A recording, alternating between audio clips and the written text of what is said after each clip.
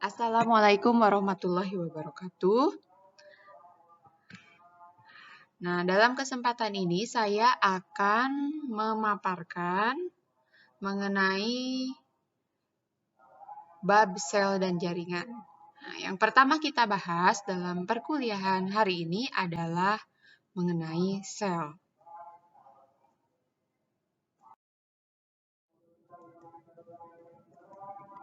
Apa itu sel?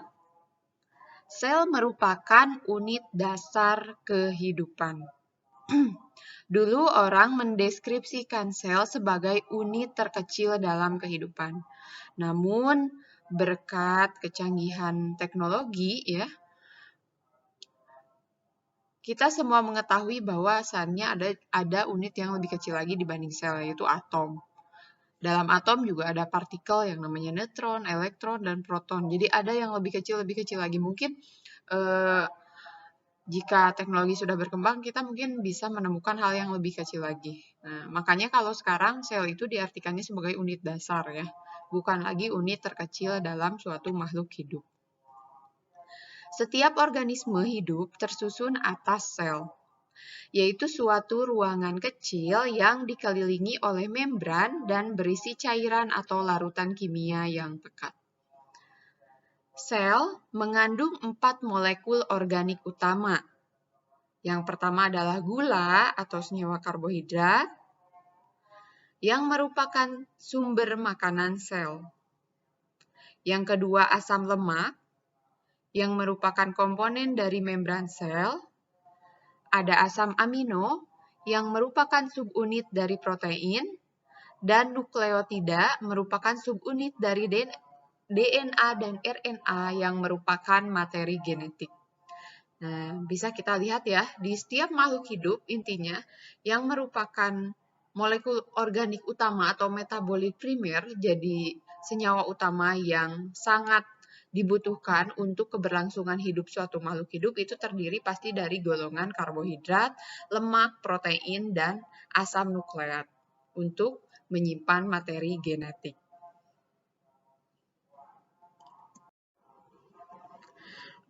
Apa saja sih komponen sel tumbuhan? Sebelumnya saya mau mengingatkan apa perbedaan antara sel tumbuhan dan sel hewan. Pada sel tumbuhan itu terdapat dinding sel. Sedangkan pada sel hewan dan manusia tidak memiliki dinding sel.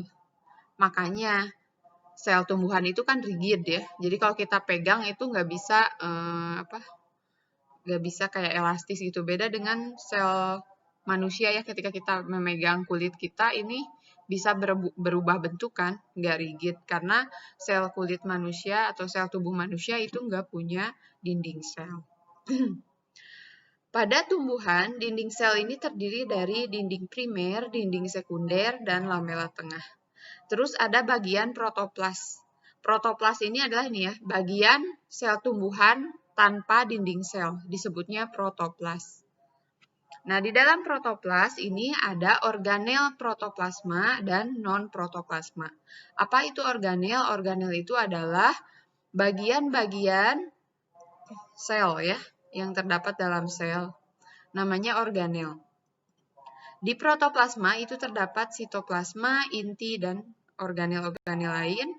Kemudian di non-protoplasma terdapat vakuola dan zat ergastik.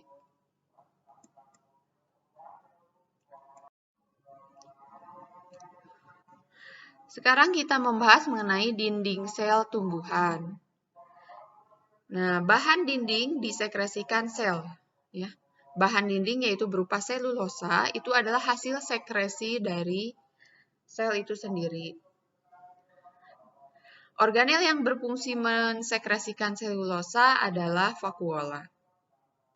Apa fungsi dinding sel? Yang pertama, memberi bentuk pada sel. Yang kedua, memperkuat sel serta melindungi sel. Dinding sel dapat tumbuh apabila masih memiliki kontak dengan protoplas. Ini ya, bagian-bagian dari dinding sel ini terdiri dari mikrofibril selulosa dan matrik non-selulosa yang berisi senyawa kimia, yaitu pektin, hemiselulosa, lignin, dan protein.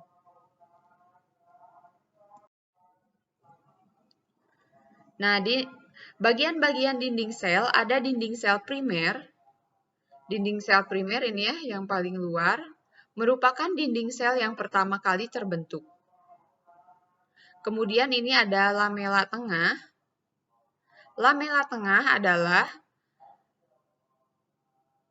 yang berfungsi untuk merekatkan satu sel dengan sel lainnya.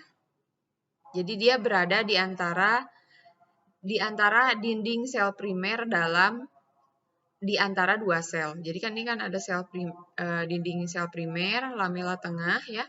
Kemudian di dalam dari dinding sel primer itu ada dinding sel sekunder.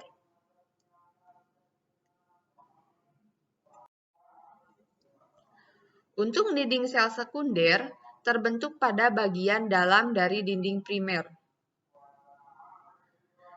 Juga terbentuk pada sel atau bagian sel yang telah berhenti tumbuh. Nah, ini senyawa-senyawanya dalam dinding sel sekunder. Ada mikrofibril selulosa, hemiselulosa, lignin, suberin, kutin, tanin, dan garam-garam organik.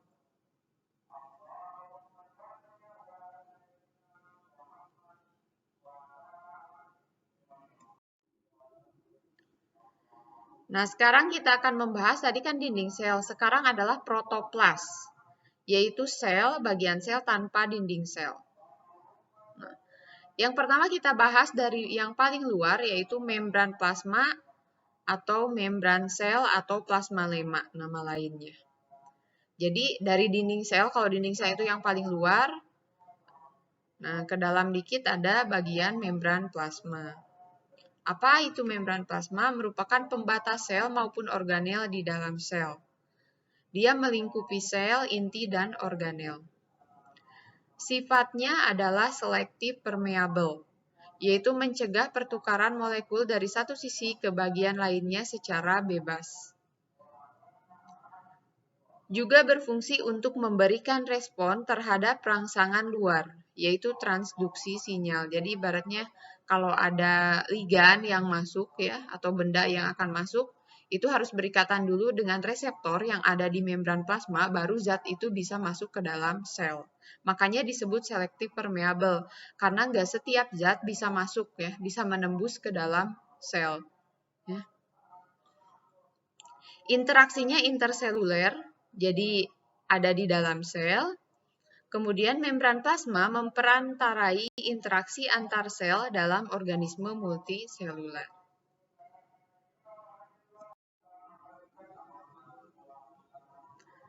Nah, di dalam protoplasma juga ada plasmodesmata ya. Plasmodesmata adalah saluran yang menghubungkan dua protoplas pada sel yang berdekatan. Ya.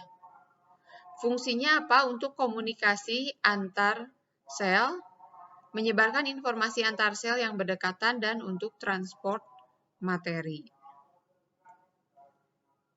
Ini ya contoh ada plasmodesmata. Jadi ini antara satu sel yang satu dengan sel yang lain ya, dipisahkan oleh membran plasma. Ini membran plasma garis ini ya.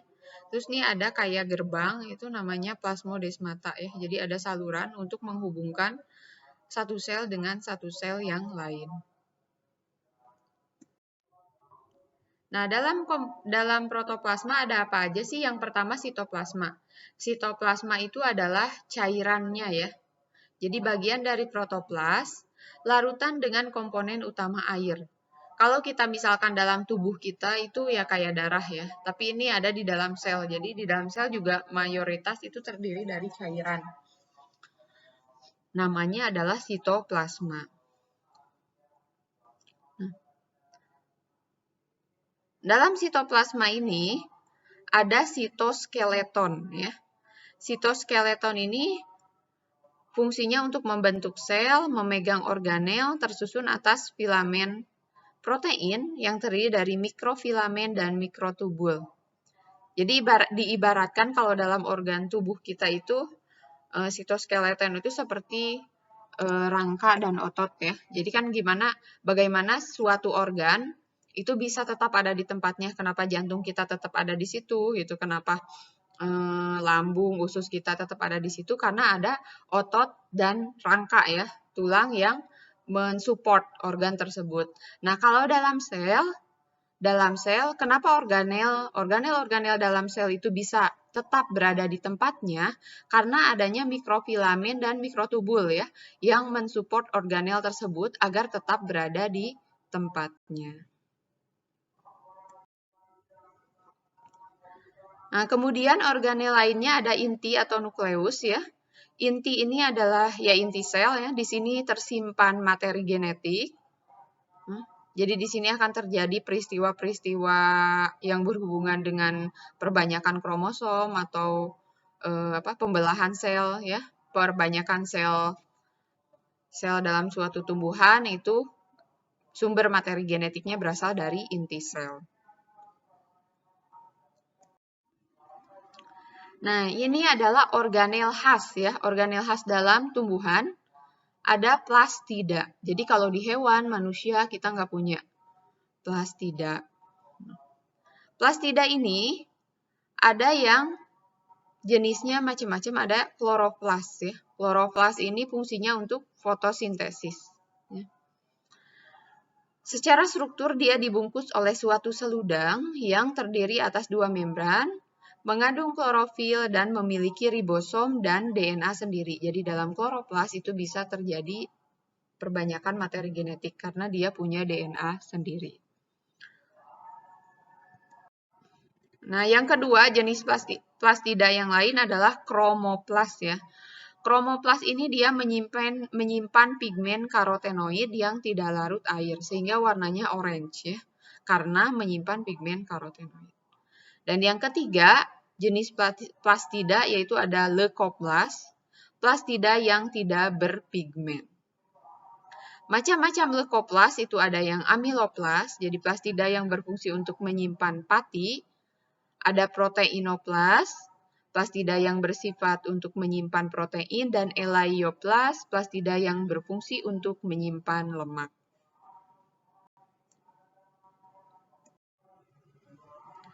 Kemudian organel lainnya ada mitokondria, fungsinya untuk respirasi sel. Jadi pembentukan energi dalam sel ini terbentuk di mitokondria.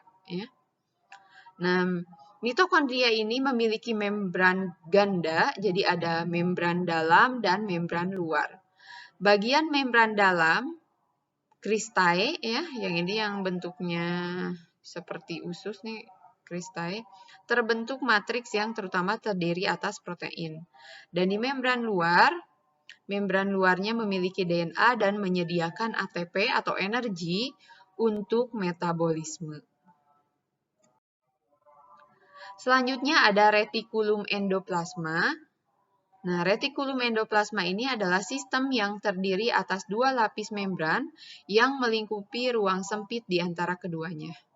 Bentuknya sisterna, jadi ini bentuknya ya, bentuknya tuh namanya sisterna. Ada yang tubul juga, tubul kayak tabung atau lembaran ya. Berhubungan dengan membran inti dan merupakan komponen dalam plasmodesmata. Nah, untuk retikulum endoplasma ini ada yang kasar, ada yang halus. Bedanya apa? Pada retikulum endoplasma kasar, di permukaannya itu terdapat ribosom. Ribosom itu adalah tempat untuk sintesis protein ya. Jadi pengubahan dari RNA menjadi protein. Kemudian retikulum endoplasma halus. Itu adalah yang tanpa ribosom. Fungsinya untuk produksi senyawa lipofilik atau lemak. Secara umum, fungsi retikulum endoplasma ini adalah transport intraseluler ya, materi-materi yang akan disekresikan ya. Tadi kan kalau RE kasar dia sintesisnya protein, kalau RE halus produksinya senyawa lipofilik atau asam lemak. RE atau retikulum endoplasma juga terlibat dalam pembentukan vakuola dan membentuk membran pada badan Golgi. Nah, selanjutnya organel adalah badan Golgi. Badan Golgi terdiri atas sekelompok sisterna yang pipih tersusun paralel. Fungsinya adalah sekresi gula, polisakarida, kompleks polisakarida, protein.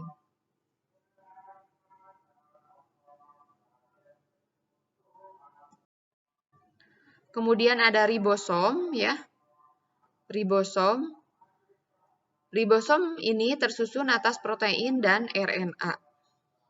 Nah, dalam ribosom ini ya, di sini tempat berlangsungnya protein di dalam sel. Jadi ada Nah, tadinya kan DNA dari inti sel ya, kemudian ditranskripsi menjadi mRNA. mRNA-nya ini ditranslasikan menjadi protein di ribosom ya. Nantinya biar bisa membentuk suatu protein atau enzim.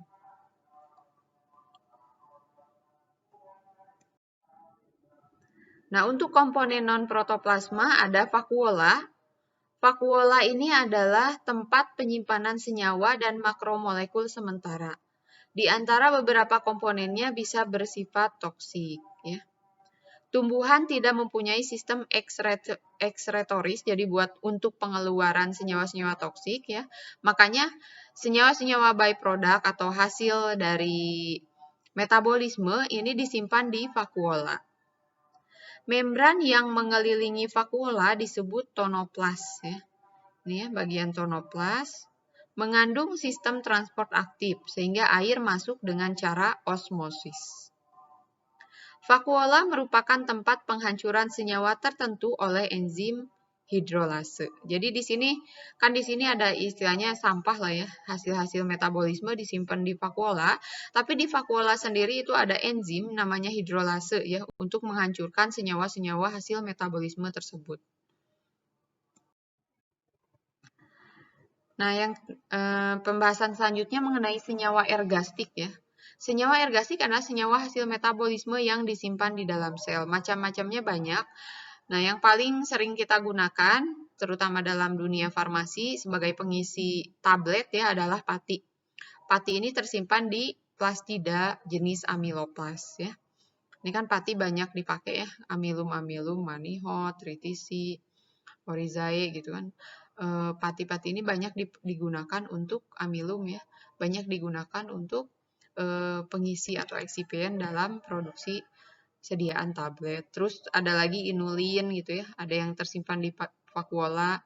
Beberapa sel juga memiliki kristal ya, jadi ini bentuknya ada yang dras, rapida, pasir, sistolit. Ini juga khas, bisa jadi salah satu ciri khas yang dimiliki oleh suatu sel tanaman atau tumbuhan ya. Ada yang memiliki silika, pigmen, terus tanin.